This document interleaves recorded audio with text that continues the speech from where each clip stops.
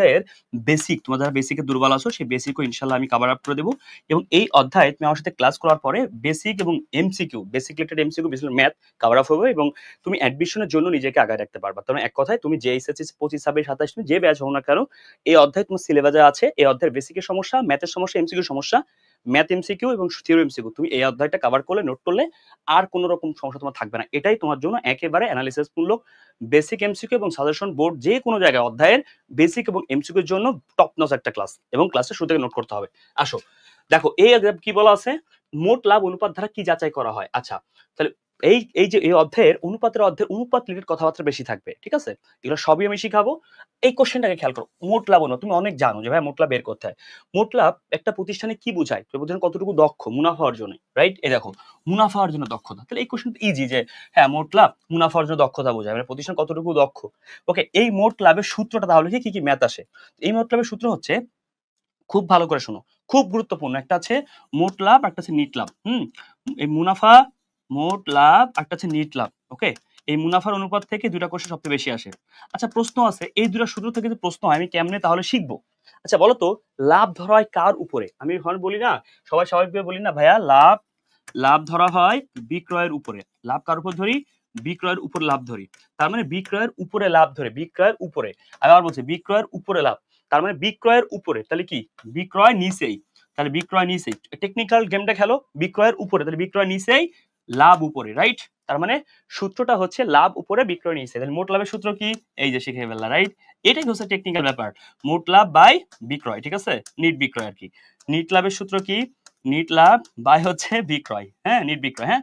আর শতকরা 100, কারণ এখানে মুনাফার কত, তাহলে দেখছো এই যে তুমি দুটা সূত্র শিখে ফেললা। তাহলে এখান থেকে প্রশ্ন হবে মোট লাভ ম্যাথের ক্ষেত্রে, ম্যাথ এমসিকিউর ক্ষেত্রে এবং সিকুর যে আমরা গ ঘতে আসে, এই যে ম্যাথের সূত্র আছে এটা। ওকে, তাহলে আমি কিন্তু টেকনিক্যালি সূত্রটা শিখলাম। কিভাবে শিখলাম? আমরা জানি লাভ ধরা হয় বিক্রয়ের উপরে, তাহলে বিক্রয়ের উপরে, তাহলে বিক্রয়ের নিচে লাভ উপরে, দুটো সূত্র শেষ, ঠিক আছে। তাহলে মোট লাভের হারের প্রশ্ন আসলেও পারবো আমরা, লাভ উপরে বিক্রয় নিচে, নিট লাভ নিট বিক্রয় নিচে, নিট লাভ উপরে বিক্রয় নিচে, মানে নিট বিক্রয় আর কি গুণ 100, এর আর সূত্র, এবং আমরা এই দুটো দ্বারা পেরে গেলাম। এই দুটাকে কি বলে? এই দুটাই হচ্ছে প্রতিষ্ঠানের মুনাফা অর্জনের ক্ষমতা নির্ণয় করে। তাহলে প্রতিষ্ঠানের মুনাফা অর্জনের ক্ষমতা নির্ণয় করে এই যে দেখছো এই দুটা সবচেয়ে বেশি পরীক্ষায় প্রশ্ন আসে। আশা করি দুটা টপ নচ আকারে ক্লিয়ার হয়ে গেছে। আসো এখন প্রশ্ন দেবে আর্থিক সচ্ছলতা কি নির্ণয় করে, এটাও পড়াবো, সব বেসিক পড়াবো, একটু সময় দিতে হবে। হ্যাঁ দেখো ম্যাথ, দেখো এখানে একটা ম্যাথ কি আছে, সব বেসিক আস্তে আস্তে ক্লিয়ার করবো। হ্যাঁ, কার্যকরী মূলধন আগে বুঝো, কার্যকরী মূলধন কি, আর একটা হচ্ছে চলতি মূলধন। হ্যাঁ, কার্যকরী মূলধন আর একটা হচ্ছে চলতি মূলধন, মনে রেখো। হ্যাঁ, চলতি মূলধন কেমনে বের করে? আচ্ছা বলো তো মূলধন কেমনে বের করে? সম্পদ থেকে দায় বাদ দিলে মূলধন। আচ্ছা সম্পদ থেকে দায়, তাহলে প্রারম্ভিক সম্পদ থেকে প্রারম্ভিক দায় বাদ দিলে প্রারম্ভিক মূলধন, সমাপনী সম্পদ থেকে সমাপনী দায় দিলে সমাপনী মূলধন, যেই মূলধন সম্পদ থেকে যেই সম্পদ দায় বাদ দিবা সেই মূলধন বেরোবে। তাহলে চলতি মূলধনের সূত্র কি?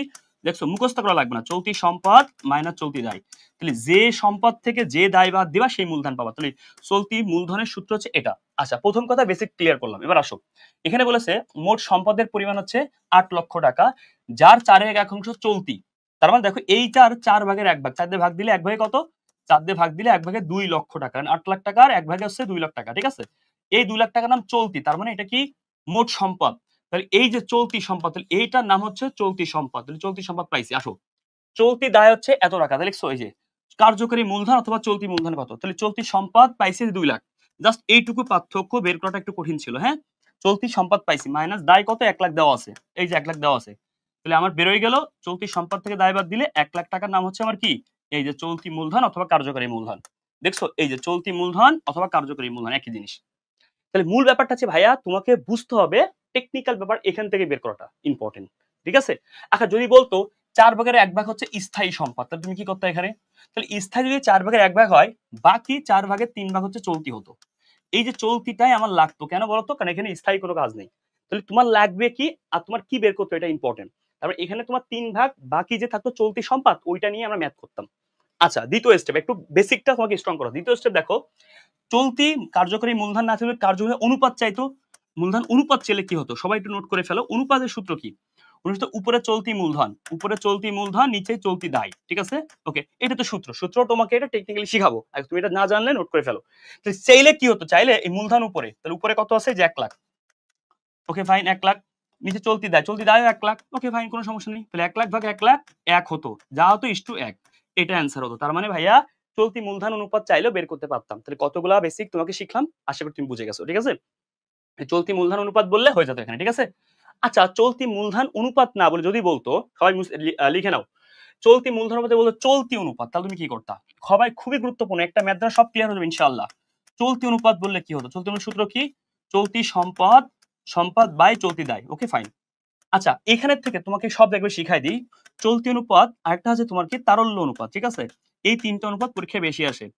তারল্য অনুপাতের সূত্র হচ্ছে তারল্য সম্পদ ভাগ চলতি দায়। ঠিক আছে, ওকে। আরেকটা টুকু শিখাইলাম চলতি মূলধন অনুপাত। ঠিক আছে, উপরে চলতি মূলধন, নিচে চলতি দায়। আচ্ছা দেখো এই যে তিনটা, এটা হচ্ছে তোমার কি জানো, এটা হচ্ছে ব্যবসা প্রতিষ্ঠানের আর্থিক সচ্ছলতা। আর্থিক সচ্ছলতা মানে ব্যাপারটা এরকম, একটা প্রতিষ্ঠানের চলতি দায় পরিশোধের ক্ষমতা। আর্থিক সচ্ছলতা বলবো না, কারণ আর্থিক সচ্ছলতার মধ্যে পড়ে না, এগুলো চলতি মানে ব্যবসায়ের তারল্য অনুপাত সমূহের মধ্যে পড়ে। হ্যাঁ, তারল্য অনুপাত সমূহের একটি, এগুলো তারল্য অনুপাত সমূহের একটি, এবং এগুলো আছে প্রতিষ্ঠানে কি করে, এই যে চলতি তারল্য অনুপাত, এটা চলতি দায় পরিশোধের ক্ষমতা মেজারমেন্ট করে। ঠিক আছে, ওটা পরে শিখাবো, আগে শিখো এগুলো তারল্যর অংশ। এইগুলো আছে তারল্য অনুপাতের অংশ। এর আগে মুনাফা পড়ছিলাম দুইটা, এটা হচ্ছে মুনাফা উপার্জনের অংশ। ঠিক আছে, আর একটা পার্ট আছে যেটা হচ্ছে তোমার সচ্ছলতার অনুপাত। ঠিক আছে, সচ্ছলতার অনুপাত পরে শিখাবো, দায় মালিকানা দায় সম্পদ, তিনটা পার্টে ভাগ হবে। একটা অনুপাত হচ্ছে তারল্য অনুপাত, একটা সচ্ছলতার অনুপাত, একটা হচ্ছে মুনাফা উপার্জন বা উপার্জন ক্ষমতা অনুপাত। উপার্জন ক্ষমতার মধ্যে মোট লাভ নিট লাভ বেশি আসে, আর একটা জিনিস সম্পত্তি আবর্তন আছে, এই দুটো বেশি আসে। তারল্য অনুপাতের মধ্যে এই তিনটা বেশি আসে, এখানে আরো আছে পাওনাদার অনুপাত, দেনাদার আবর্তন অনুপাত, প্রাপ্য আবর্তন অনুপাত, এই তিনটাও এখান থেকে আসে। আর সচ্ছলতা অনুপাত থেকে আসে দায় মালিকানা দায় সম্পদ, এটাও শিখাবো। তাহলে এখানে প্রশ্ন হতে পারে নিচে তারল্য অনুপাত, তারল্য অনুপাতের এটা হচ্ছে বাপ, এর ছেলে হচ্ছে এইগুলা। ক্লিয়ার? এর আরো কিছু ছেলে আছে, লিখে নাও। প্রাপ্য হিসাব আবর্তন, এই যে প্রাপ্য হিসাব আবর্তন, প্রদ হিসাব আবর্তন, এগুলো পরীক্ষায় আসে। হিসাব আবর্তন, আর হচ্ছে মজুদ আবর্তন, মজুদ আবর্তন। ওকে, প্রাপ্য হিসাব মজুদ আবর্তন। ঠিক আছে, বা দেনাদার আবর্তন, প্রাপ্য দেনাদার। তাহলে এই যে চারটাতে সাতটা পরীক্ষা আসে। বলবে কোনটি তারল্য অনুপাতের অংশ, তোমাকে অ্যান্সার করতে হবে। কোনটি তারল্য অনুপাতের অংশ অ্যান্সার করতে হবে। পরীক্ষা আসবে কোনটি উপার্জন ক্ষমতার অংশ, ওই যে মোট লাভ নিট লাভ, তারপর সম্পত্তি আবর্তন একটা আছে। তাহলে এই যে তিন চারটাতে কোশ্চেন হয়। কোনটি সচ্ছলতার অনুপাত, কোশ্চেন হয় অ্যান্সার হবে কি ওই যে দায় মালিকানা দায় সম্পদ, এগুলো শিখাবো। তাহলে এই যে বাবা তার সন্তান, এখান থেকে অ্যাডমিশন প্রশ্ন হয়, এসিতে প্রশ্ন হয়। আশা করি ক্লিয়ার। এই জায়গায় সূত্র কেন লেখাম দাঁড়ো, এই প্রত্যেকটা নিচে হবে চলতি দায়। তাহলে এই প্রত্যেকটা নিচে কি চলতি দায়, তাহলে দেখো মেলায় হারায় যা ভাইয়ের মতো, প্রত্যেকটা সূত্র নিচে চলতি দায়। উপরে দেখো চলতি অনুপাত চলতি সম্পদ, তারল্য অনুপাত তারল্য সম্পদ, চলতি মূলধন। তাহলে উপরে হবে অপশনে যা আছে তা, নিচেই কি সব চলতি দায়, সবগুলো তারল্য দায় আধুনিক হিসাব বিজ্ঞান সমর্থন করে না। এটা আদর্শ মান 2:1, 1:1। এটা আদর্শ মান কত তোমরা নিজেরা কমেন্ট করে লিখবা। ওকে, আমরা সবাই এটা জানো, সবাই মানে তাও তোমাদের উপর ছেড়ে দিলাম, তুমি এটা নোট করবা। তুমি এটা নোট করো, দেখি তুমি জানো কিনা। না জানলে তুমি এটা বইয়ে খুঁজবা, তুমি একাধিক শিখে ফেলবা, এটা তোমার কাজ। আসো এখন প্রশ্ন হচ্ছে এই জায়গাটা কি প্রশ্ন আসতে পারতো, বলতে পারতো এই জায়গায় চলতি মূলধনের জায়গা না বলে বলে চলতি অনুপাত কত। এই দেখো সম্পদ, উপরে সম্পদ কত হতো, আমি বেরোছিলাম 2 লাখ টাকা সম্পদ, রাইট? 2 লাখ টাকা সম্পদ, নিচে চলতি দায় কত, দায় বেরোছিল 1 লাখ, 2 লাখ ভাগ 1 লাখ, এই হয়ে গেছে। তার মানে আমি এখান থেকে চলতি অনুপাতও চাইতে পারতো, তারপরে চলতি সম্পদটা বের করতে, তারল্য অনুপাতটা তোমাকে একটু আগেও বের করে শিখাইতে পারতাম। তারল্য অনুপাতটা শিখাইনি, এটা শিখাইছি। তারল্য অনুপাতটা কেমনে শিখাবো? এখন দেখো তারল্য অনুপাতের ক্ষেত্রে তারল্য সম্পদ নাই। তারল্য সম্পদ না থাকলে এই চলতি সম্পদকে তারল্য সম্পদ বলে, আর এর চলতি দায় তো 1 লাখ। তার মানে সকল চলতি সম্পদকে তারল্য সম্পদ বলে, সমাপনী মজুদ আর অগ্রিম ব্যয় বাদে। এক কথা লিখে নাও, সকল চলতি সম্পদকে তারল্য সম্পদ বলে, সমাপনী মজুদ আর অগ্রিম ব্যয় বাদে। এই অঙ্কে সমাপনী অগ্রিম ব্যয় নাই, তাহলে ওই চলতি সম্পদই তারল্য সম্পদ। তোমাকে আমি সব ক্লিয়ার করে দিছি, দুটা মুনাফা ক্লিয়ার করছি, এখান থেকে তিনটা ক্লিয়ার করছি, এখান থেকে শুধু সম্পদ বের করে শিখাইছি, এই তিনটা সূত্র থেকে যত রকম ম্যাথ আসছে শিখাই ফেলছি। এইবার অ্যাপ্লিমেন্টে পারো, মানে তুমি অ্যাপ্লাই করবা। ঠিক আছে, একটু সময় দাও প্লিজ। আশা করি তুমি অনেক মজা পাইছো, এখানে তুমি সূত্রটা শিখছো, আদর্শ মান থেকে প্রশ্ন এবং এই খুঁটিনাটি ক্লিয়ার। এবার আসো, তুমি এবার মজা পাবে ইনশাআল্লাহ। তাৎক্ষণিক দায় পরিশোধের ক্ষমতা মানে দ্রুত, মনে রাখবা তাৎক্ষণিক দায় পরিশোধের ক্ষমতা বললে তারল্য অনুপাত অ্যান্সার করবো। তারল্য অনুপাতের এক নাম কি লিখে নাও, তারল্য অনুপাত বা অ্যাসিড টেস্ট অনুপাত বা অগ্নি পরীক্ষা অনুপাত। ঠিক আছে, তারল্য অনুপাত অ্যাসিড টেস্ট বা অগ্নি পরীক্ষা বা তড়িৎ, তারল্য অ্যাসিড টেস্ট অগ্নি পরীক্ষা তড়িৎ। এই অনুপাতটা অ্যান্সার হবে। যদি কখনো পরীক্ষাটা না থাকে তাহলে চলতি অনুপাত দেওয়া যায়, যদি পরীক্ষা কখনো এটা না থাকে চলতি অনুপাত দেওয়া যায়। আর যদি পরীক্ষায় কখনো এটাও আছে এটাও আছে, এটা আগে প্রাধান্য পাবে। ক্লিয়ার? তাৎক্ষণিক দায় পরিশোধের ক্ষমতা বললে আমরা অ্যাসিড টেস্ট বা তারল্য অনুপাত বা তড়িৎ অনুপাত এগুলো অ্যান্সার করবো। ঠিক আছে, আর যদি এটা না থাকে চলতি অনুপাত দেওয়া যায়। ক্লিয়ার? আর দুটো থাকলে এটা দিব, আশা করি ক্লিয়ার। ওকে আসো, এবার আসো ভাইয়া, এখানে কি আছে মজুত আবর্তন কি? আচ্ছা মজুত আবর্তন জিনিসটা কি, সূত্রটা সুন্দর করে লিখো। মজুদ আবর্তন হচ্ছে তোমার বিক্রিত পণ্যের ব্যয় বাই গড় মজুদ, বিক্রিত পণ্যের ব্যয় বা হচ্ছে গড় মজুদ, ওকে, বাই গড় মজুদ, ঠিক আছে, গড় মজুদ, এইটা হচ্ছে সূত্র। এটা থেকে পরবর্তীতে প্রশ্ন পাবো। এখন ক্লিয়ার করতেছে তোমার এমসিকিউ তো তুমি পারফেক্ট হবা, তুমি সিকিউর জন্য কিন্তু এখানে আগে থাকবা, কারণ এখানে সিকিউ আসে। এটার আবর্তন সূত্র হচ্ছে বিক্রিত পণ্য, যদি কখনো পরীক্ষার হলে বিক্রিত পণ্য না থাকে বিক্রয় নেওয়া যাবে, তাহলে বিক্রিত পণ্য না থাকলে বিক্রয় নেওয়া যাবে, এটা নোট করে রাখো, ঠিক আছে। দেখো এখান থেকে তাহলে বিক্রিত পণ্য ধরে নাও 50,000, ওকে, গড় মজুদ হচ্ছে তোমার 25,000, তাহলে অ্যান্সার কত? অ্যান্সার 2 বার, ঠিক আছে, 2 বার। তাহলে পরীক্ষা হলে গড় মজুদ কেমনে বের করবো? প্রারম্ভিক মজুদ যোগ সমাপনী মজুদ, হ্যাঁ, প্রারম্ভিক মজুদ সমাপনী মজুদ ভাগ 2, প্রারম্ভিক মজুদ বা সমাপনী মজুদ ভাগ 2, এটা হচ্ছে গড় মজুদ বের করার সূত্র। আর বিক্রিত পণ্য তো জানি, বিক্রয় থেকে আমার বাদ দিলে বিক্রিত পণ্য মুনাফা বাদে বিক্রিত পণ্য পাওয়া যায়, অথবা বিক্রিত পণ্য আলাদাভাবে বের করতে হবে। কিন্তু এখানে টুইস্ট কি, ম্যাথে একটু টুইস্ট হয়, এই যে টুইস্ট লিখে নাও, ভেরি ভেরি ইম্পর্টেন্ট টুইস্ট। এরকম বলবে তোমাকে পরীক্ষা হলে বলে মজুদ আবর্তন 4 বার, ওকে, 4 বার, ভালো করে বুঝো। গড় মজুদ 7,000 হলে, 7,000 হলে প্রাপ্য বিক্রিত পণ্যের ব্যয় কত? বিক্রিত পণ্যের ব্যয় কত? দেখো তো এখানে একটু টেরা কোশ্চেন আসবে পরীক্ষা, এই টেরা কোশ্চেনটা তোমার লাইফে অনেক টাকায় রাখবে, এইচএসসি তো আসে অ্যাডমিশন দুই জায়গায় আসে। তো এই যে সেটআপটা তুমি ভালো করে জানো, অ্যানসারটা কিরকম, উপরে বিক্রিত পণ্যের ব্যয় তুমি জানো, এটা তোমার সাইকোলজি বলতেছি, নিচে হচ্ছে গড় মজুদ, তো সেই গড় মজুদের পরিমাণ হচ্ছে 7,000 টাকা, এখানে অ্যানসার হচ্ছে 4 বার। তাহলে ভাইয়া এই যে একটু টেকনোলজি খাটাও, টেকনিক্যাল ব্রেনটা খাটাতো, উপরে কত হলে 7 দিয়ে ভাগ করলে অ্যানসার 4, তার মানে ব্যাপারটা দেখো উল্টা প্রসেস। এভাবে ম্যাথটা আমার মতো করে তুমি পরীক্ষা হলে সেম ভাবে দেখাবা, এখানে কত, তাহলে 4 আর 7, 4 7 28, 28 দিলে কি হবে 28, 28,000 ভাগ 7, 4 বার মিলে গেছে, তার মানে এই দেখছো এইটা এটা গুণ করলে মিলে যাচ্ছে। ভাই তাহলে গুণ না করে আমি কি ভাগ করবো কিনা? ভাই ভাগ করলে তো উপরে কম হবে আরো, কারণ এই দেখো উপরে বেশি না, তাহলে 4 7 28, আবার 28,000 ভাগ 7, 4 বার। এখন এরকম হতে পারে যে এখানে দেওয়া আছে 30,000, উপরে 30,000, নিচে অ্যান্সার হচ্ছে তোমার 5 বার, তাহলে এখানে কত হবে? এখানে মজুদ আবর্তন কয়বার হবে? মজুদ আবর্তন সরি গড় মজুদ কত হবে? তখন কি হবে? 30,000 কি গুণ 5 দিবা? উত্তর হচ্ছে না, নিচে তো কম হয়, তো নিচে কম হয় মানে কি ভাগ, এখানে তো উপরে বেশি হয় তাই দুটো গুণ, বুঝো উপরে বেশি হয় না তাই দুটো গুণ করলাম, এখানে তো নিচে কম হবে, তাহলে 30,000 ভাগ কত? 30,000 ভাগ 5, 6,000, বুঝেছো? 3 রকম কোশ্চেন হইতে পারে, প্রত্যেকটা কোশ্চেন থেকে 3 রকম কোশ্চেন হয়। নাম্বার 1 মজুদ আবর্তন বের করা শেখো, নাম্বার 2 মজুদ আবর্তনের সূত্র মধ্যে থেকে বিকৃত পণ্য বের করা শিখো, নাম্বার 3 ওই বিকৃত পণ্য আছে মজুদ আবর্তন আছে সমাপনী গড় মজুদ বের করা শিখো। দ্যাটস দ্য ইম্পর্টেন্ট, তুমি ম্যাথের একটা শিখে একাধিক পারবা। তোমার কাজ এই 3 রকম ম্যাথের 3টা নিজে লিখে খাতা নোট করবা, দেখো তোমাকে কে আটকায়, তারপর আমার বইলো। আসো এবার এখানে খুব গুরুত্বপূর্ণ সহকারে শিখবা, খুবই গুরুত্বপূর্ণ। এইখানে দেখো এখানে কি আছে, একটা উদ্দীপক আছে, উদ্দীপকে কি বলেছে? উদ্দীপকে বলা হয়েছে, সবাই একটু ভালো করে খেয়াল করো, নোট করো আর খেয়াল করো, আর নোট না করতে পারলে ক্লাসগুলি পজ পজ করে নোট করবা, মানে দাঁড়া করাই, ঠিক আছে, বাট নোটটা ইম্পর্টেন্ট, নোট না করলে তুমি আসলে এটার বেশি বেনিফিটেড হবে না। ওকে আসো দেখো ভাইয়া, এখানে যে কোশ্চেনটা বলা আছে আমাদের, যে উদ্দীপকটি পড়ো 5 এবং 6 নং প্রশ্নের উত্তর দাও। আচ্ছা পড়লাম, উত্তর দিলাম। আদিয়ান ট্রেডার্স এর নগদ এত টাকা, নগদ টাকা এত টাকা, প্রাপ্য হিসাব হচ্ছে এত টাকা, প্রদ হিসাব এত টাকা, কোনো সমস্যা নেই, অগ্রিম খরচ 6,000 টাকা, বকেয়া খরচ এত টাকা, প্রাপ্য এত টাকা, প্রদ নোট এত টাকা, প্রাপ্য এত টাকা, মূলধন এত টাকা। তার মানে এখানে আমার চলতি সম্পদটা বের করে ফেলি, আমি অ্যানালাইসিস করতে কি কি ম্যাথ থাকতে পারে আমার দরকার নেই কোনো বইটা ফলো করা, আমি অ্যানালাইসিস করি, ম্যাথ এমসিকিউ এমনি পারবো ইনশাআল্লাহ। চলতি সম্পদ 5,000 আনলো 25 30, 5 আমি চলতি সম্পদগুলো সাদা ইয়াদে লিখি, 5 আনলো 25 30, অগ্রিম খরচ চলতি সম্পদ 36, বকেয়া খরচ দায় 36, প্রাপ্য হয় চলতি সম্পদ 36 আর 8 কত? 36 40 44, প্রাপ্য নোট, প্রাপ্য নোট হচ্ছে 5,000, 40 আর 5 হচ্ছে কত? 49, 49 হলো 25, 49 আর 1 50, 50 আর 24 74, তাহলে চলতি সম্পদ 74,000। যত চলতি তত দায়, চলতি দায়, তোমার কাছে ক্যালকুলেটর থাকলে ক্যালকুলেটর মারো, কোনো সমস্যা নেই। চলতি দায়ের পরিমাণ কত আছে? এই দায় আছে, একটা আছে কত? 20,000, 20,000, একটা আছে তোমার বকেয়ার 20 হলো 27,500, প্রদ নোটের পরিমাণ 10,000, 37,500, তাহলে টোটাল আছে 37,500, এই যে হয়ে গেল। তাহলে চলতি সম্পদ পাইছি, চলতি দায় পাইছি, হয়ে গেল। যদি পরীক্ষা বলে চলতি অনুপাত কত, চলতি অনুপাত বললে কি হবে? উপরে 74,000, নিচে হচ্ছে আমার 37,500, শেষ। ওকে ফাইন, হয়ে গে। চলতি মূলধন অনুপাত কত? চলতি মূলধন অনুপাত কত? চলতি মূলধন কেমনে বের করবো? 74,000 মাইনাস 37,500, এই যে চলতি মূলধন বেরোবে, নিচে দায় 37,500, হয়ে গেল, হয়ে গেল। চলতি মূলধন কার্যকরী মূলধন হয়ে গেল।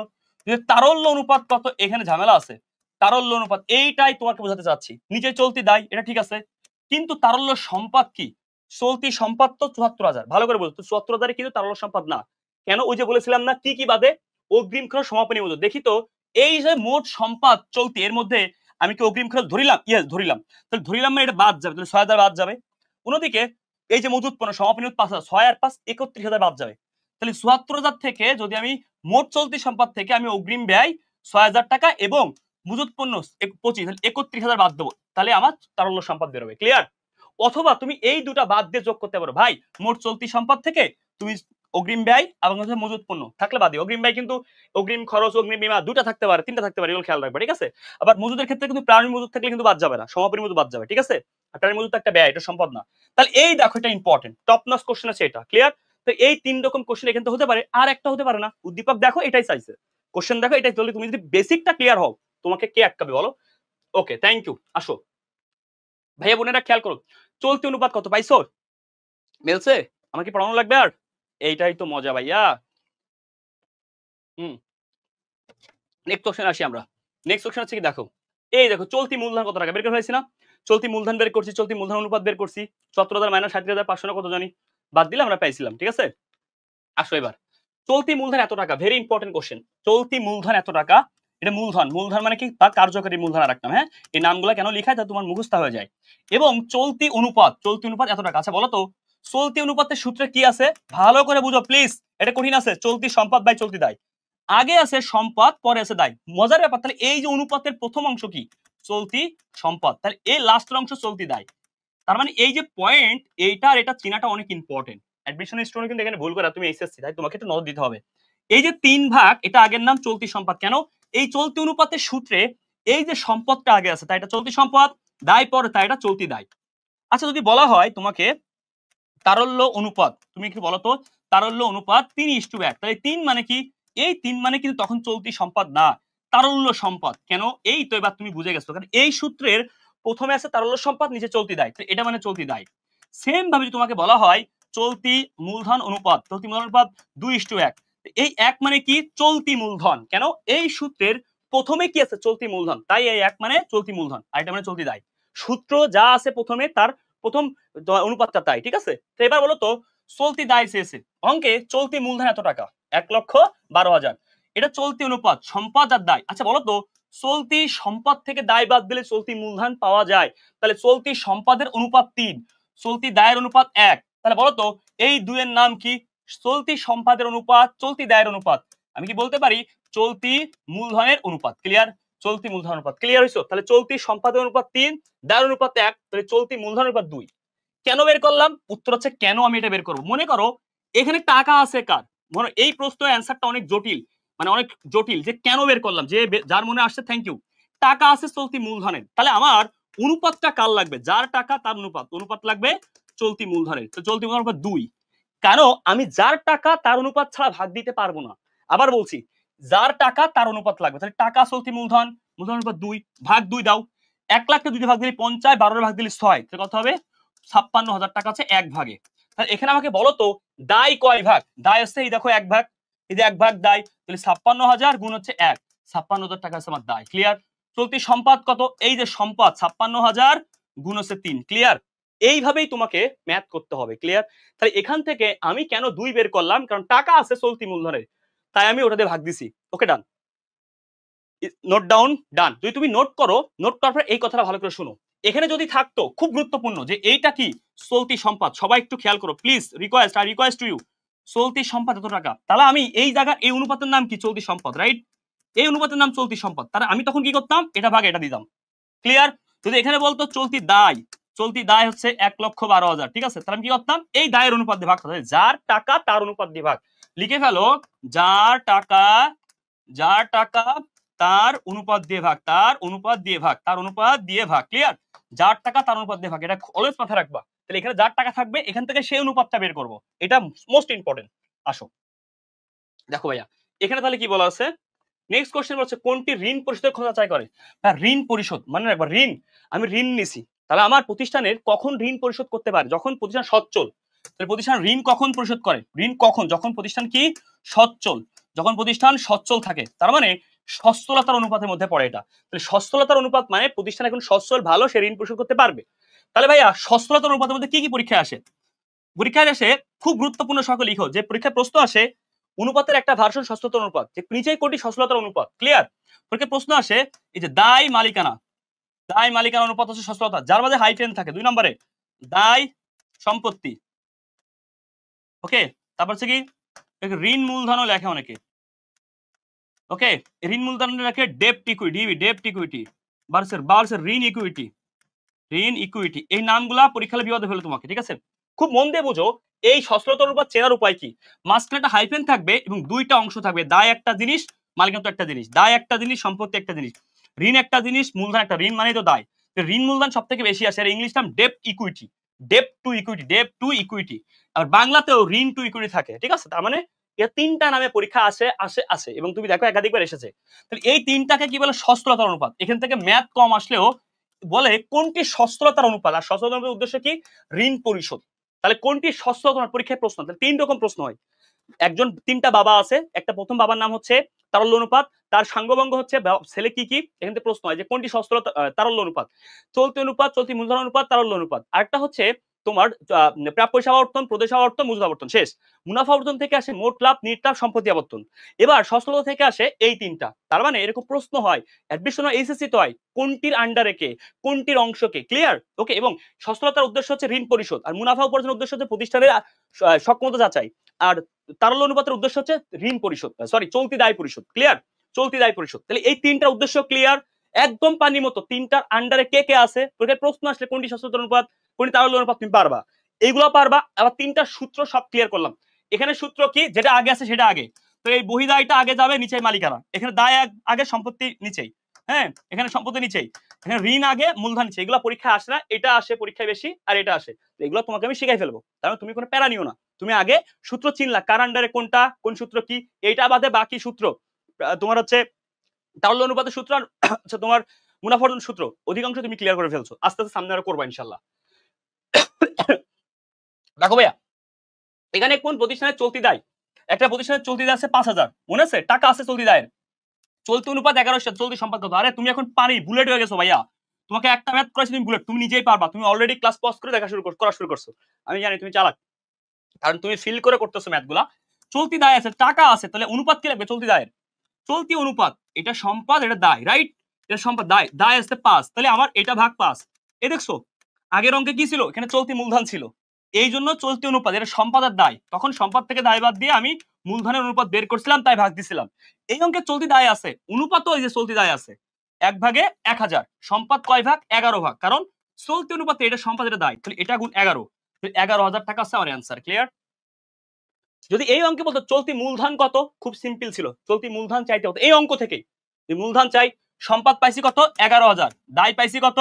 দায় আছে আমার দেওয়া আছে 5,000, তাহলে 11 থেকে 5 বাদ দিলে 6,000 টাকা আছে আমার মূলধন। যদি বলতো মূলধন অনুপাত কত, তাহলে চলতি মূলধন উপরে, চলতি দায় নিচে, দায় কত? দায় আছে 5,000, আনসার শেষ। যেই টাইপের ম্যাথ চাকটা করে ইউ আর, ঠিক আছে, prepare man, you are prepare, এইগুলা পরীক্ষায় আসে। Okay, thank you so much man, thank you. আসো, এবার আসো ভাইয়া, খুব মন দিয়ে খেয়াল করো, খুব মন দিয়ে খেয়াল করো। এখানে বলতে চলতি অনুপাত, এখানে এই ম্যাথটা অনেক গুরুত্বপূর্ণ, এই ম্যাথটা অ্যাডমিশনও আসে, এইচএসসি তো আসছে, অ্যাডমিশনও আসে। দেখো আমার সোনামণিরা 3:1, তুমি অবশ্যই পারবে, খালি একটু আমার সাথে শুনো, তুমি নিজেই পারবে। এটা চলতি দায়, টাকা আছে, দায়ের টাকা, তাহলে বলো তো এই যে চলতি অনুপাত, এটা সম্পদ, এটা দায়, তাহলে 18,000 ভাগ হচ্ছে 1, তার মানে 1 ভাগে ওই 18,000ই কি চাইছে? চলতি সম্পদ। সোনামণিরা বলো তো সম্পদের 3 না, কারণ চলতি অনুপাতের প্রথমে থেকে সম্পদ পরে দায়, এটা 3 হচ্ছে সম্পদ, তাহলে কি 18 গুণ 3 কত হবে? 54,000 টাকা। ক্লিয়ার? তাহলে চলতি সম্পদ পাইছি। যদি চলতি মূলধন বলতো, তাহলে সম্পদ 54,000 আর মূলধন কত আছে? দায় আছে 18,000, হয়ে গেল, অ্যান্সার বেরো যাচ্ছে এখানে। ক্লিয়ার? ওকে, কত বেরোতো? 36,000 টাকা বেরোতো। যদি চলতি মূলধন অনুপাত কত, তাহলে উপরে চলতি মূলধন, নিচে চলতি দায় 18, হয়ে গেল। আলটিমেটলি তুমি কেন পারবে না? অবশ্যই পারবে। এই অ্যানালিসিসটা তোমাকে ইনশাআল্লাহ অনেক দূরে নিয়ে যাবে ইনশাআল্লাহ। আসো পরবর্তী স্টেপে যাই আমরা। দেখো আমরা পরবর্তী স্টেপে যাই। এই প্রশ্নটা হচ্ছে ভাইয়া খেয়াল করো, একটি কোম্পানি 36,000 টাকার একটি চলতি মূলধন রয়েছে, এটা চলতি মূলধন, ভেরি ইম্পর্টেন্ট। এই টাকাটা কি? মূলধন। এই টাকাটা হচ্ছে মূলধনের টাকা। Okay fine. চলতি অনুপাত, এটা কি ভাইয়া? এটা হচ্ছে সম্পদ, এটা দায়, চলতি দায়ের পরিমাণ। মনে আছে একটু আগে পড়াইছিলাম, টাকার সাথে অনুপাত মিলতে হবে, তাহলে চলতি মূলধন এখানে কোথাও নাই, এটা সম্পদ, এটা দায়, তাহলে সম্পদ থেকে দায় বাদ দিলে 3 হচ্ছে চলতি মূলধন। এই যে মূলধনটা, অনুপাতটা বের করলাম, তাহলে 36,000 ভাগ 3, এটা চলতি মূলধন। এই যে চলতি মূলধন অনুপাত, এখান থেকে কেন নিলাম না? কারণ এটা সম্পদ, এটা দায়, এখানে পার্থক্যই চলতি মূলধন অনুপাত। তাহলে ভাই আগে দেখো 36,000 ভাগ 3, 1 ভাগে 18,000 টাকা, চলতি দায় চেয়েছে, দায় কয় ভাগ? এই যে 2 ভাগ দায়, 18,000 গুণ 2 কত? সরি 12,000 টাকা, 1 ভাগে 12,000 গুণ 2 24,000 টাকা দায়, দায়ের পরিমাণ কত 24,000, কারণ 2 ভাগ। সম্পদ বলতো সম্পদ কত 5 ভাগ, তাহলে 12 গুণ 5 12,000 গুণ হচ্ছে 5, তোমার 5 বরং 7,500 টাকা তো সম্পদ। ওকে ফাইন, এই তো ভাইয়া ক্লিয়ার। এইভাবেই তোমাকে ম্যাথমেটিক্যাল টার্ম সলভ করতে হবে, ইনশাআল্লাহ তুমি পারবে। আসো এখানে কি বলছে, এখানে দেখো কি বলছে, এখানে বলছে বিনিয়োজিত মূলধন কত, ভেরি ইম্পর্টেন্ট কোশ্চেন, এটা অনেক গুরুত্বপূর্ণ। শোনো এই কোশ্চেনটা এত গুরুত্বপূর্ণ, তোমরা আসলে না বুঝাইলে বুঝবা না, এই কোশ্চেন থেকে অনেকে ভুল করে। হ্যাঁ, প্রথমে বিনিয়োজিত মূলধন কি, বিনিয়োগকৃত মূলধন, মনে রাখবা বিনিয়োগকৃত, লিখে ফেলো খাতায় বিনিয়োগকৃত মূলধন। তাহলে বিনিয়োগকৃত প্রতিষ্ঠানে বিনিয়োগ দুই জায়গা থেকে হয়, একটা হচ্ছে মালিক বিনিয়োগ করে, কে বিনিয়োগ করে, একটা হচ্ছে মালিক বিনিয়োগ করে, কে ভাইয়া, একটা হচ্ছে মালিক বিনিয়োগ করে, কে বিনিয়োগ করে, মালিক। আর একটা হচ্ছে দীর্ঘমেয়াদী ঋণ নেয়, প্রতিষ্ঠান দীর্ঘমেয়াদী কোনো ঋণ নেয়, কারণ প্রতিষ্ঠানে একটা আছে দীর্ঘমেয়াদী ঋণ, একটা আছে মালিক, এই দুটো থেকে মূলধন হয়, মানে বিনিয়োগকৃত প্রতিষ্ঠান বিনিয়োগ পায়, এটা মালিকের থেকে পায়, এটা ঋণকৃত ভাবে পায় বা ঋণ থেকে পায়। তাহলে এই দুটা, তাহলে একটা হচ্ছে দীর্ঘমেয়াদী দায় আর হচ্ছে মালিক, এই দুটা যোগফলই হচ্ছে বিনিয়োজিত মূলধন, এই দুটা যোগফলই বিনিয়োজিত মূলধন। পাশে জাস্ট কি থাকলে অলিক সম্পদ বা ভুয়া সম্পদ থাকলে বাদ দিব, অলিক বা ভুয়া সম্পদ থেকে বাদ, আর কোনো কথা নেই। তারপরে আমরা কি বুঝলাম, দীর্ঘমেয়াদী দায় আর মালিকানা সত্ত্ব, মালিকানা তহবিল, দীর্ঘমেয়াদী দায় এবং মালিকানা তহবিল, দীর্ঘমেয়াদী দায় এবং মালিকানা তহবিলকে বিনিয়োজিত মূলধন বলে। তাহলে আমাকে বলতো মোট দায়ের পাশে কি কি থাকে, মোট দায়ের তিনটা জিনিস থাকে, তাহলে একটা হচ্ছে মালিকানা তহবিল থাকে, মালিকানা তহবিল থাকে, ওকে ফাইন। দুই নম্বর হচ্ছে দীর্ঘমেয়াদী দায় থাকে, দীর্ঘমেয়াদী দায় থাকে, আর চলতি দায় থাকে, চলতি দায়। এখন আমাকে যদি বলতো আমি যদি মোট দায় থেকে, এই মোট দায় থেকে সব দায়ের থেকে চলতি দায় বাদ দিই, তাহলে কি পাবো, তাহলে সূত্র কি এটা হয়, মোট দায়ের থেকে, মোট দায়ের পাশ যে পাশটা আছে সেখান থেকে চলতি দায় বাদ দিলে আমি পাবো বিনিয়োজিত মূলধন। কেন, মোট দায় থেকে চলতি দায় চলে গেলে থাকে এই দুটা। তাহলে প্রথম সূত্র লিখে ফেলো, আগে শুনো, এক নম্বর সূত্র দীর্ঘমেয়াদী দায় এবং মালিকানা তহবিল এই দুটো যোগ করলে বিনিয়োজিত মূলধন পাওয়া যায়। দুই নম্বর সূত্র, মোট দায় থেকে যদি আমরা চলতি দায় বাদ দিই, এই দুটো বাকি থাকে, তার নাম বিনিয়োজিত মূলধন। তৃতীয় সূত্র, মোট দায় যে কথা মোট সম্পদ সে কথা, কেন সম্পদার এই যে এ সমান সমান এল প্লাস ওই না ভাইয়া, এই যে এইটা একটা অন্তদায় বহিদায় দুটা মিলেই তো মোট দায়, এই দুটা মিলে মোট দায়, এটা হলো মোট সম্পদ, তাহলে মোট দায়ের মোট সম্পদ এক, তার মানে মোট সম্পদ যা হবে মোট দায়, তাহলে মোট সম্পদ থেকে যদি আমি চলতি দায় বাদ দিই, তাহলে মোট সম্পদ যদি 5 টাকা হয় এটাও 5 টাকা, তাহলে একই নাম জাস্ট নামটা আলাদা, অ্যামাউন্ট এক, তাহলে মোট সম্পদ থেকে চলতি দায় বাদ দিলেও এই দুটার অ্যামাউন্ট থাকে, তাহলে হিসাব হবে। তো লিখে হলো মোট সম্পদ থেকে চলতি দায় বাদ দিলেও বিনিয়োজিত মূলধন পাওয়া যায়, তিনটা স্টেপ সূত্র লিখে ফেলো। ওকে, এবার ম্যাথে যে কোনো একটা সূত্র ধরা দেবেই, 100% এর বাইরে যাবে না, যাবে না, যাবে না, যারা পারে না তারা ভুল করে। তাহলে এই যে এই তিনটা সূত্রে একটা সূত্রের মধ্যে ধরা দেবেই ম্যাথ, কোনো লাইন নেই বাইরে যাওয়ার। তাহলে এই বিনিয়োজিত মূলধনটা আমরা শিখলাম, মনে রাখবা কোনো অলিক সম্পদ বা বড় সম্পদ থাকলে এখান থেকে বাদ যাবে। এবার আসো, তাহলে এখানে মূলধন কত, এই যে একটা মূলধন, শেয়ার মূলধন পাইছো, মূলধন সঞ্চিত তহবিল মূলধনের একটা অংশ, চলতি দায় এটা তো আসে না, আমি ধরবই না, আমি তো সব দায় ধরতেছি না, রাইট, আমি যে টোটাল দায় আমি এরকমও করতে পারি। এখানে সম্পদ কত আছে, এই যে সম্পদ আছে বাদ, তাহলে মোট দায় কত আছে, দায়ের পাশে 10,50,000, সঞ্চিত যোগ হবে চলতি দায়, এটাও যোগ করলাম, সব যোগ করলাম, যা হবে সব যোগ করলে যা হবে, ভালো করে শুনুন, 10,50,000, 1,50,000, 11 লাখ, 12 লাখ, 12 আর 2 14 লাখ, 14 লাখ 15, তাহলে টোটাল আছে দায়ের পাশে 15 লক্ষ, 15 লক্ষ দায়। এবার আসলে চলতি দায় বাদ দিলাম, মোট দায় থেকে চলতি দায় বাদ, চলতি দায় কত বাদ আছে, 2 লাখ বাদ আছে, 2 লক্ষ বাদ আছে, তাহলে বাদ দিলে 13 লাখ টাকা হবে, ক্লিয়ার, 13 লক্ষ, ক্লিয়ার, এই তো হয়ে গেল। তাহলে আলটিমেটলি তুমি সেই এক যেই লাও সেই কত, তুমি এখন কি করবা, চলতি দায় যোগই করবা না, এই যে মালিকানার 70% দীর্ঘমেয়াদী দায় বা অন্তদায় এটাও মালিকানার 70%, এই যোগ করলে হয়ে যাবে, যোগ করলে 13 লাখ, অথবা মোট দায়ের অংশ যোগ করে চলতি দায় বাদ দাও, একটা হলেই হচ্ছে, ভাইয়া চলতি সম্পদ আছে লাগবে না, তোমাকে কনফিউশন করে দিছে। ওকে ক্লিয়ার ভাইয়া, ওকে এইভাবে তোমাকে ম্যাথ করতে হবে। তাহলে এটা হচ্ছে বিনিয়োজিত মূলধনের আমাদের কি সূত্র, এই বিনিয়োজিত মূলধন সূত্র অনেক ইম্পর্টেন্ট, হ্যাঁ, মানে বের করাটা, এটা আবর্তন বের করা শিখাবো, এটা আবর্তন বের করা জাস্ট বিক্রয় দিয়ে ভাগ করলে হয়, মানে ওটা শিখাবো আর কি, হ্যাঁ, বিনিয়োজিত মূলধন আবর্তন জাস্ট সিম্পল বিক্রয় দিয়ে ভাগ করলে হবে, আর কিছু লাগে না, ঠিক আছে, সিম্পল একদম, মানে প্যারা নাই আর কি। তড়িৎ অনুপাতে আদর্শ মান কত, জাস্ট বিনিয়োজিত মূলধন বের করাটা ইম্পর্টেন্ট ছিল। আদর্শ মান তো 1:1, এখন সবাই জানে তড়িৎ অনুপাতে আদর্শ মান 1:1। ওকে ফাইন, এইসব আদর্শ মান আমাদের এই বইয়ে দেওয়া আছে, প্যাসুলিতে দেওয়া আছে, হিসাব বিজ্ঞানের প্যাসুলি বলতে ওই যে যেটা আমরা অ্যাডমিশনের জন্য পড়াই আর কি, যে বইটা পরে এইচএসসি যে বইটা এখানে দেওয়া আছে, সাজেশনমূলক এইচএসসি অ্যাকাউন্টিং ম্যানেজমেন্ট দুইটা পেপারে এখানে দেওয়া আছে। একটি ফার্মের, এখানে সব বোর্ড কোশ্চেন অ্যানালাইসিস করা আছে। আসো, একটি ফার্মের চলতি দায়, এটা চলতি দায়ের টাকা, চলতি অনুপাত এত, 2:2, এটা কিন্তু ইস্টু না, এটা 2.2:1, চলতি সম্পদ কত, আচ্ছা দেখো তো চলতি অনুপাত আছে, চলতি দায় এত টাকা, তাহলে অনুপাত আছে এই যে চলতি সম্পদ, এই দুটা চলতি সম্পদ, এটা চলতি দায়, তাহলে 50,000 ভাগ হচ্ছে 1 ভাগে কত, 1 ভাগে 50,000ই, ঠিক আছে। এবার আসো সম্পদ কয় ভাগ, 2:2, তার মানে 1 ভাগে 50 গুণ 2:2, ক্যালকুলেটর মারো হয়ে যাবে, ক্লিয়ার, ক্যালকুলেটর না মারলেও আমি পারি, কারণ দেখো 50,000 গুণ 2 1 লাখ, এখানে হচ্ছে 1 লাখ, আর 0.2 দিয়ে গুণ করলে কি হয় 5 দুগুণে 10 মানে 10,000 টাকা। ওকে 0.2 দিয়ে 5 দুগুণে 10 আর দশমিক পরে 4টা শূন্য, তার মানে 10,000 টাকা, ঠিক আছে। তার মানে 1,10,000 টাকা অ্যান্সার। তুমি ক্যালকুলেটর মারলে হবে, কোনো সমস্যা নেই। তো এটাও প্যাটার্ন আগের মতো আর কি, জাস্ট একটু পার্সেন্টেজটা একটু মানে অনুপাতটা একটু এলোমেলো। দায় মালিকানা ওই যে একটা আছে, দুটো জিনিস আছে, তাহলে কি নির্দেশ করে? সচ্ছলতা বলেছিলাম, সচ্ছলতার মধ্যে থাকে। ওকে এই দেখো সচ্ছলতা, ক্লিয়ার। সচ্ছলতা বলেছিলাম, এই দায় মালিকানা এর হাইপেনটা মিস আছে, কিন্তু দুইটা জিনিস এখানে, দায় মালিকানা, দায় সম্পদ, তারপর একটা আছে তোমার তোমার ঋণ, ঋণ মূলধন, এগুলা সচ্ছলতা। দুইটা অনুপাত থাকে, দুইটা কথা থাকবে আর কি, হ্যাঁ। এখানে মাঝে হাইফেন, ওই যে হয়ে গেছে সচ্ছলতা। এবার আছে ঋণ পরিশোধ করে এরা। তড়িৎ অনুপাত ইম্পর্টেন্ট। মোট চলতি সম্পদ 5 লাখ, তাহলে তড়িৎ অনুপাতের সূত্র কি? উপরে আছে চলতি সম্পদ, চলতি তারল্য সম্পদ বাই চলতি দায়। চলতি দায় আছে 2 লাখ, দিলাম 2 লাখ চলতি দায়, ওকে ফাইন দিলাম। মোট চলতি সম্পদ, টোটাল চলতি সম্পদ 5 লাখ, ভালো করে শুনো, টোটাল চলতি সম্পদ কত? 5 লাখ। মজুত পণ্য আছে এবং অগ্রিম খরচ, তার মানে এই যে টোটাল চলতি সম্পদ মানে এই মোট চলতি সম্পদ কথা মানে বোঝাচ্ছে এই যে এই দুটাও এর মধ্যে ইনক্লুড, এটাও ইনক্লুড, এটাও ইনক্লুড। কারণ মোট চলতি সম্পদ দেওয়া আছে, এর বাইরে এই দুটাও দেওয়া আছে, তাহলে চলতি সম্পদ থেকে বাদ যাবে হচ্ছে 1 লাখ বাদ যাবে, আবার বাদ দিবে, তাহলে 1,20,000 বাদ যাবে, কারণ এই দুটা অগ্রিম খরচ আর মজুত পণ্য বাদে বাকি যেগুলো আছে সকল চলতি সম্পদই তারল্য সম্পদ, শুধুমাত্র মজুত পণ্য অগ্রিমে বাদে। তাহলে মোট চলতি সম্পদ মানে কি? এর মধ্যে এই দুটো আছে, আর এই দুটো বাইরেও দিয়ে আছে, সমস্যা বাদ দিব। 1,20,000 বাদ দিলে হবে 3,80,000। কত হবে? যা হবে অ্যান্সার তাই, ক্লিয়ার। 3,80,000 টাকা হবে এখানে, ঠিক আছে। 3,80,000 90, হ্যাঁ 3,80,000 এখানে যাওয়া হবে এখানে, ক্লিয়ার। ওকে ডান, অ্যান্সার মিলে দেওয়া শেষ। এবার আসো, চলতি সম্পদ 20 লাখ, খুব গুরুত্বপূর্ণ কোশ্চেন। চলতি সম্পদ কত? 20 লাখ। চলতি দায় এত টাকা, চলতি অনুপাত কত আছে? সম্পদ আর দায়। চলতি অনুপাত সূত্র চলতি সম্পদ ভাগ চলতি দায়। সম্পদ 20, উপরে চলতি দায় 10, এই তো হয়ে গেছে। চলতি সম্পদ ভাগ চলতি হয়ে গেল অ্যান্সার। ওকে 200। যদি এখানে বলতো চলতি মূলধন অনুপাত কত? চলতি মূলধন কত?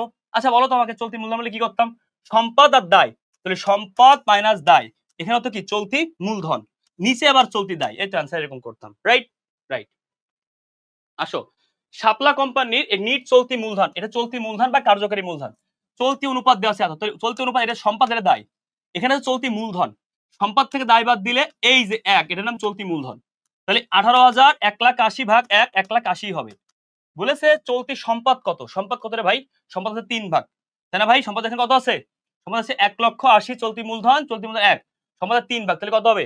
3 ভাগে আছে গুণ 3, এই যে 5,40,000। মনে আছে? যদি দায় চাইতো তাহলে 1,80,000 গুণ হচ্ছে 2। এখানে কেন আমি ইয়ে করলাম? চলতি অনুপাত, সম্পদ বা দায়, সম্পদ দায় মূলধন, কারণ এখানে টাকাটা আছে মূলধনের, তাই, ঠিক আছে। ওকে, টাকাটা যার উপরে আছে আমরা তার অনুপাতটা বের করে আমরা সবাই জানি। শাপলা কোম্পানি চলতি মূলধন এত টাকা চলতে, তাহলে এই কোশ্চেনটা আবার ভার্সিটিতেও আসে, দেখছো? সেম টু সেম কোশ্চেন, দেখো এই যে, কিন্তু এখানে একটু আলাদা আছে। নিট চলতি মূলধন আছে, চলতি অনুপাত এত, তাহলে এটা অনুপাত, এটা সম্পদ, এটা দায়, একই কোশ্চেন ঢাকা বিশ্ববিদ্যালয়ে আসছে। তাহলে এই সম্পদ আর দায়, তাহলে সম্পদ থেকে দায় বাদ দিলে এই যে চলতি মূলধন, এটা ভাগ 3, তাহলে 1 ভাগে কত? 60,000 টাকা।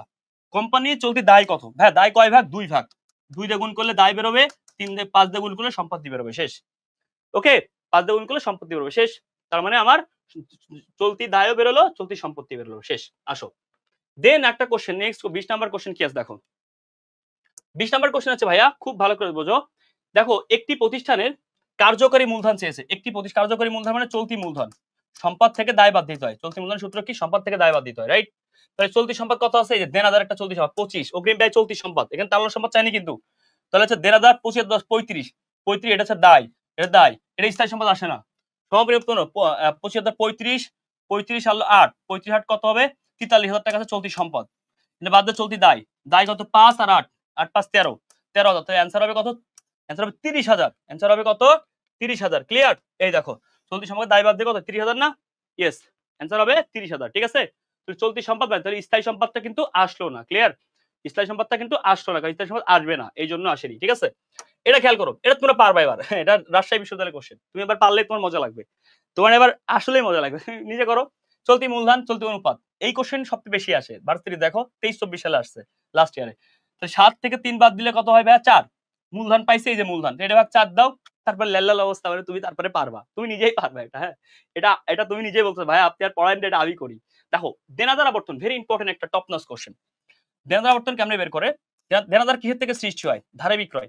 তাহলে দেখো ধারে বিক্রয়, তাহলে এবার ধারে বিক্রয় বাই গড় দেনাদার। ওকে গড় দেনাদার কেমনে বের করে? প্রারম্ভিক দেনাদার যোগ সমাপনী ভাগ 2, প্রারম্ভিক যোগ সমাপনী ভাগ 2। আসো এই ধারে বিক্রয় বাই গড় দেনাদার এটা কেমনে বের করব? প্রারম্ভিক যোগ সমাপনী 50 আর 30 80 ভাগ 2, তাহলে 80 রে ভাগ 2 দিলে হবে 40,000, ঠিক আছে।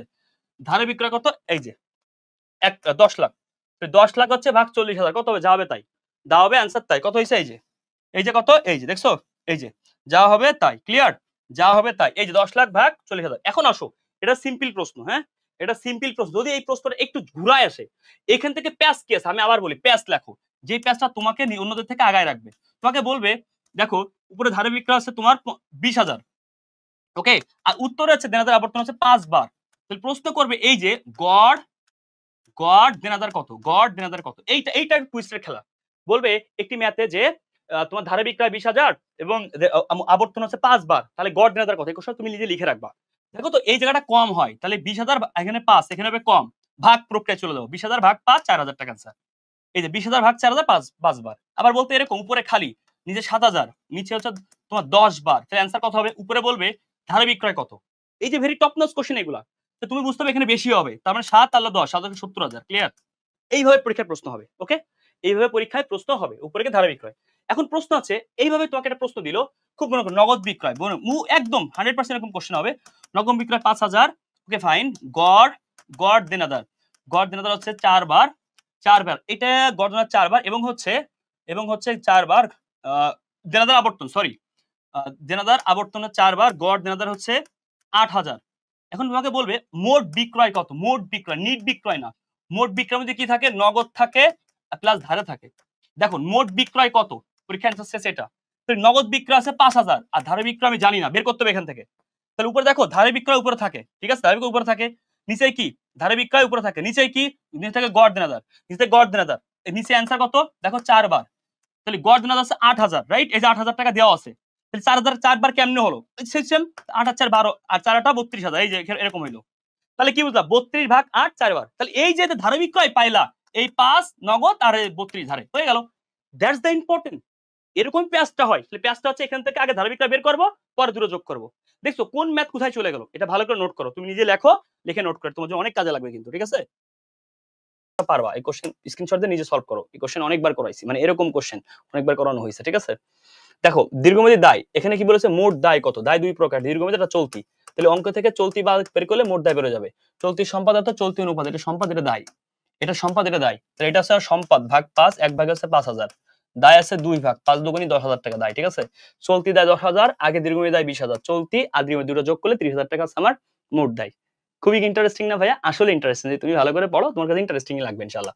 আসো এরপরে কোশ্চেনে কি বলা আছে, কোশ্চেন বলা আছে একটি কোম্পানির চলতি দায় এত টাকা, চলতি অনুপাত টাকা, ওই কোম্পানি কার্যকরী মূলধন, কার্যকরী মানে চলতি মূলধন সবাই জানি।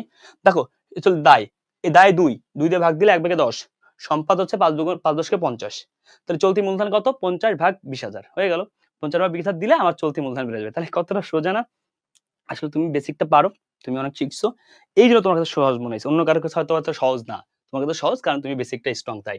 আসো এরপরে কোশ্চেন কি আছে, গড় প্রাপ্য কত টাকা, প্রাপ্য পয়সা কত টাকা, ধারে বিক্রয়। দেখো গড় প্রাপ্য পয়সা আবর্তন 4 বার, ওকে ফাইন, গড় প্রাপ্য কত 50,000, তাহলে উপরে কত হয়েছিল, উপরে বেশি, তাহলে 50 গুণ 4 2 লাখ টাকা আছে উপরে, ধারে বিক্রয়, নগদে বিক্রয় আছে 6,50,000, তাহলে মোট বিক্রয় কত, 2 লাখ আর 6,50,000, টোটাল মিলে 8,50,000, এই তো হয়ে গেল, টোটাল মিলে 8,50,000 হয়ে গেল মোট বিক্রয়। কত সোজা না, আসলেই সোজা। হ্যাঁ দেখো কোন প্রতিষ্ঠানে কার্যকরী মূলধন কত টাকা, তাহলে কার্যকরী মূলধন মানে এটা মূলধন, এটা আমার চলতি দায়, দায় এত টাকা 36,000, 36,000 ভাগ 1 ভাগে 36,000, ঠিক আছে। প্রথমে চলতি অনুপাত, চলতি অনুপাতের সূত্র কি, চলতি অনুপাতের সূত্র চলতি সম্পদ মাইনাস চলতি দায় ভাগ চলতি দায়। আচ্ছা ইন্টারেস্টিং ব্যাপার, এই আগে করছো, এটা চলতি মূলধন, এই দুই কেমনে বেরোইছে, চলতি সম্পদের অনুপাত, হ্যাঁ চলতি সম্পদের অনুপাত থেকে চলতি দায়ের অনুপাত বাদ দিছে, দায় আছে 1, তাহলে এখানে কত থেকে 1 বাদ দিলে 2 হয়, 2 আর 1 3, তাহলে এটা হচ্ছে চলতি সম্পদের অনুপাত। তাহলে দেখো এটা চলতি মূলধন, তাহলে এটা মূলধন, তাহলে মূলধন কেমনে বেরোইছে, সম্পদ থেকে দায় বাদ, সম্পদ কত জানি না, তাহলে কত থেকে 1 বাদ দিলে 3 হয়, 2 আর 1 3, সম্পদ আছে 3, দায় হচ্ছে 1, তাহলে চলতি সম্পদ চলতি দায়, এটা হচ্ছে চলতি অনুপাত, দেখছো। তাহলে চলতি অনুপাত কেমনে বের করলাম, কোনো ম্যাথমেটিক্যাল টার্ম ছাড়া আমি টেকনিক্যালি বের করলাম, এই টেকনিক্যালি বের করলে তোমার টাইমটা অনেক সেভ হবে, ঠিক আছে। ওকে এরকম ম্যাথ কিন্তু আগে একটা করছি আমরা, মনে আছে। দেখো চলতি মূলধন কি নির্দেশ করে, চলতি মূলধন কি নির্দেশ করে, স্বাভাবিক আমরা সবাই জানি তারল্য অনুপাতের অংশ না চলতি মূলধন, তাহলে তারল্যতা নির্দেশ করে, তারল্যতা কি নির্দেশ করে, তারল্যতার মধ্যে কি কি আছে মনে আছে, আমরা পড়েছিলাম তারল্যতার মধ্যে কি আছে, চলতি অনুপাত, তারপরে তোমার ছিল তোমার তারল্য অনুপাত, তারপরে চলতি মূলধন অনুপাত, সবকিছু আছে, তার মজুদ আবর্তন, প্রাপ্য হিসাব, প্রদেশ আবর্তন, নিচে কোনটি অনুপাত তারল্যতা পরিমাপক নয়, তাহলে দেখো এই যেখানে কি আছে, সম্পত্তি টার্নওভার, এটা আছে উপার্জন ক্ষমতা, বলেছিলাম যে সম্পত্তি উপার্জন ক্ষমতার মধ্যে কি কি থাকে, সচ্ছলতার মধ্যে কি কি থাকে, তারল্য অনুপাতের মধ্যে কি কি থাকে, এই যে বাবা ছেলের কোশ্চেন যে তারল্য অনুপাতে একটা আব্বু মানে বাবা তার ছেলে কয়জন, এরকম কোশ্চেনগুলো কিন্তু পরীক্ষায় আসে। এই কোশ্চেনগুলো প্রথমেই বলেছিলাম। কোন অনুপাতে তাৎক্ষণিক স্বল্পমেয়াদী তাৎক্ষণিক দায় পরিশোধের ক্ষমতা নির্দেশ করে অ্যাসিডটে, যদি এটা পরীক্ষা না থাকে চলতি অনুপাত দিব। ঠিক আছে, এটা কিন্তু পড়াইছি। সো এই হচ্ছে টোটাল এই অধ্যায়ের ভার্সিটি কোশ্চেন। তুমি পারছো, এটা তোমার জন্য বড় পায়। অ্যাসিড এর নামও পড়বা। আমাদের যে কোনো হেল্প পেতে আমাদের সাথে যোগাযোগ করতে পারো এই নাম্বারগুলোতে, অথবা ভিজিট করো accounting.com। আমাদের সাথে থাকো, আমাদের এইচএসসি কোর্সে ভর্তি হতে পারো, আমাদের অ্যাডমিশন কোর্সে ভর্তি হতে পারো। যে কোনো ভাবে যে অ্যাকাউন্টিং, ম্যানেজমেন্ট, কমার্স সাবজেক্টগুলো এগুলো হেল্প লাগবে আমাদের সাথে কন্টাক্ট করতে পারো। আমাদের যে কোনো বই নিয়ে তুমি এখনই ভার্সিটি অ্যাডমিশন যাত্রা শুরু করতে পারো। আমাদের কোশ্চেন ব্যাংক আছে, আমাদের হিসাব বিজ্ঞানের জন্য ভার্সিটি প্যাসিফিক বই আছে, খুব জনপ্রিয়। আমাদের ম্যানেজমেন্ট বই আছে, ভার্সিটির জন্য এগিয়ে রাখতে পারো। এইচএসসি 25-26 সাথে যেই ব্যাচ হোক না কেন সকল ব্যাচের জন্য এই ক্লাসগুলো ইম্পর্টেন্ট, কারণ এই অধ্যায় অ্যানালিসিস বেসিক তো সকল ব্যাচের লাগে, সকল পরীক্ষায় লাগে ইনশাআল্লাহ। ভালো থাকো। আসসালামু আলাইকুম ওয়া রাহমাতুল্লাহি ওয়া বারাকাতুহু। আল্লাহ হাফেজ সবাইকে।